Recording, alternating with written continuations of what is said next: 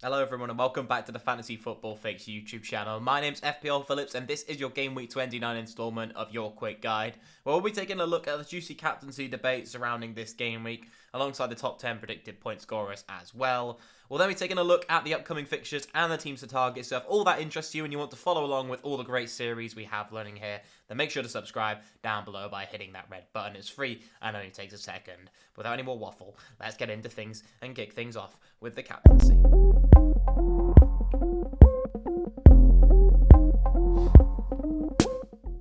And to be honest, there were too many really good options that I couldn't fit them all into one graphic for this week, so I'll be able to cover a few of them in less detail in the next slide when we look at the top 10 predicted point scorers, as a lot of the captaincy options that I couldn't quite fit into here are going to appear in there as well. But I did narrow it down to 4 options who I'd be most likely to captain this game week, but this is really a game week where I must stress you can go for really, there's a lot of great options that you can pick and probably not have too much of a point swing if things go your way. Things go terribly, you could end up having the wrong option, but there's so many great picks this week that I don't think one player is going to be massively over-captained. That being said, I think the most popular of these 4 options is going to be Marcus Rashford. He's been in great form recently, and his live ownership, as you can see in the second row down, is the highest of the bunch, 81.1%. He's in basically, every single team in the top 10k. So I think a lot of managers will, once we know he's fit, be putting the armband back on Marcus Rashford. But I don't think his injury was anything to worry about at all. I think it was, as we all kind of predict, just a bit of an excuse to get out of the international break. Out of the 4 options, we can see that March has the actual highest predicted points total of the bunch, and Rashford has the lowest on 6.8, with McAllister the second with 8.0 and Fernandes on 7.4. So the Manchester United options actually quite low down in terms of predicted points, as we'll see when we move into the next slide as well. In terms of the fixtures, I think this is what could be playing into it quite a lot, being that both teams have Brentford at home, but the different fixtures being United facing Newcastle away, whilst Brighton are playing Bournemouth. And we can see in the row just below the fixtures, that's it represented in numbers. So expected goals conceded per 90, Bournemouth 1.74 to Newcastle's 1.01, so a 0.73 expected goals conceded per 90 difference is quite substantial, and I think that is playing into the predicted points quite a bit, as will be the expected goals of the individual teams, with Brighton on 1.79 and 1.53 for Manchester United. So Brighton actually in better goal scoring form than the Red Devils have been lately. In terms of individual performance, though, it is Marcus Rashford who has been in the best form, 5.72 expected FPL points per 90 since the restart for him. The other 3 are very neck and neck, with March being the highest of the picks with 5.18 per 90 for him. So who would I captain out of these options? I still think that Marcus Rashford is the most sensible and best option, and that's probably who I'm going to be captaining this week. But as mentioned, if you think another way, then it's definitely free reign to go and do that. Hopefully there won't be too much of a point swing, because we've seen some brutal ones, and we know there can be brutal ones in FPL. But it's just one of those weeks where you can probably afford to take that chance and hope that there's not going to be a massively overwhelming majority on one captain option like we've seen with Holland earlier in the year, for example, and it's very, very risky to go against one option. That is not the case in a game week like this double game week 29. But we'll move in and have a look at the other predicted points totals and the ones that make up the top 10 to be specific. And Solly March, as we saw, is top of that, 9.2 predicted points for him, with Salah in second on 8.8 and Matoma, one of the options I very sadly had to exclude from the graphic before, on 8.6. So he's actually predicted higher than McAllister. He's predicted to be the second highest scoring Brighton midfielder and Brighton option in total. Trippier's there on 8.5, who pretty much everyone has, so it doesn't really make a difference, with Raya on 8.5 being the goalkeeper option of choice predicted by the algorithm.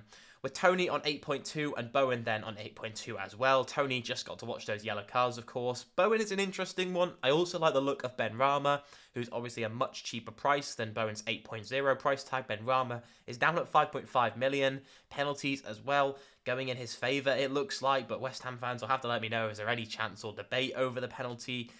Who's taking them at the moment, because I'm not too sure, to be honest. We've then got Estupinian, who is one that people have been whipping out the plane trackers again to take a look at the man on the plane back from Ecuador, or wherever he was playing, I think it was Australia, coming back into the UK to try and make the weekend game. But it looks like he should be back in time. That was only really a minor risk. I think he'll play both games in the double for what it's worth, but if you're looking to bring in an option this week and you don't already own Estupiñán and you're looking for maybe going for a different Brighton asset, then you could look elsewhere. For what it's worth, I don't think the midfield triple up on Brighton is the way to go, just due to the fact that there are other teams with great midfield options at the moment. We just saw Marcus Rashford, Bruno Fernandes. There are other players in this list, Mohamed Salah we've just seen, James Maddison, who is down there on 8.1 predicted points for game week 29. There's the West Ham midfielders too, who we just mentioned. There are big picks that you can only have 5 midfielders, whereas there aren't too many more defensive options that look great at the moment. So going for Estupiñán, I know that Shaw, Chilwell, Trippier, of course, look great, but is still an option where you probably want to have the optimal Brighton triple up. But when you consider that there aren't as many strong defensive options right now, arguably, as there are midfielders, maybe using a Brighton pick in your defence makes a bit more sense. You could even go with Steele in goal if you want to go with him. Finally, then, we talked about Maddison, and then McAllister is down there, who rounds off the rest of the top 10. And finally, we'll move into having a look then at the upcoming fixtures over the next couple of game weeks and who are the top teams to target. Top of the attacking fixture difficulty is going to actually be Bournemouth, and this includes game week 32, so we're going to see a lot of the teams that blank that game week actually fall down the rankings here. So this will be especially useful, this graphic, for people who don't have the free hit chip left remaining and want to capitalise, as we all do, on game week 29 and the doubles there, but can't afford to use that free hit if they've got loads of blank players in game week 32. So these teams are those teams to target if that's the way your chips are falling. With Bournemouth up top, you could look at Dom Solanke and Leicester in second. We already discussed James Maddison could be a really nice option to go for in that case. With West Ham, we talked about Bowen and also Ben Rama. I would personally go for Ben Rama. And you'll see tomorrow in the algorithm, a little bit of a spoiler, there's a bit of controversy and debate between myself and the computer with which West Ham midfielder is the option of choice.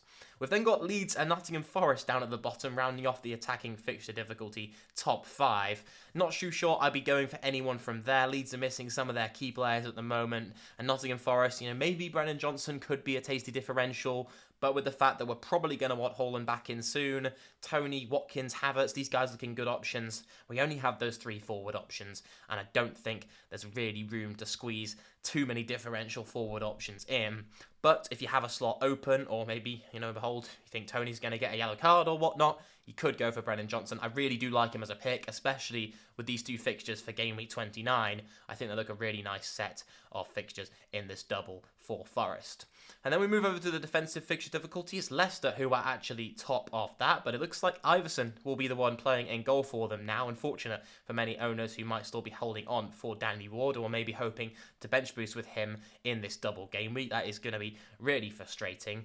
I suppose there is a slim chance that Ward could come back in, but from what I'm hearing, it looks like Iverson has probably got the slot for these 2 games. And then West Ham, you could look at some options, maybe going for Kurt Zouma in defence. There are other defensive options you can go for too. The goalkeeper, again, a little bit up in the air there. Probably Areola would be the one, but I think it's probably Zouma if you want to go for a West Ham option in defence.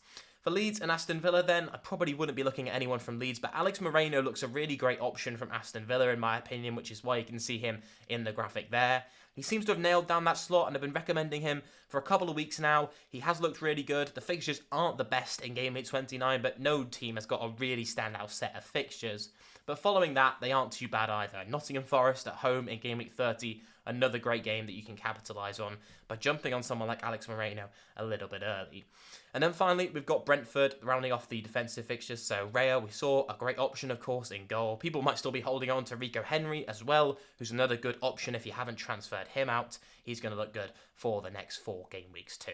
So yeah, that's going to wrap up this episode of your quick guide for game week 29. Let me know what your transfer plans are for this game week down below in the comments. And are you going for one of the captaincy options I put in the graphic earlier in the video? Or are you going for someone a little bit different? I'm interested to hear what you guys are deciding. That's going to wrap up today's video. We'll see you for Eddie versus the algorithm tomorrow. And I'll catch you then. Goodbye, everyone.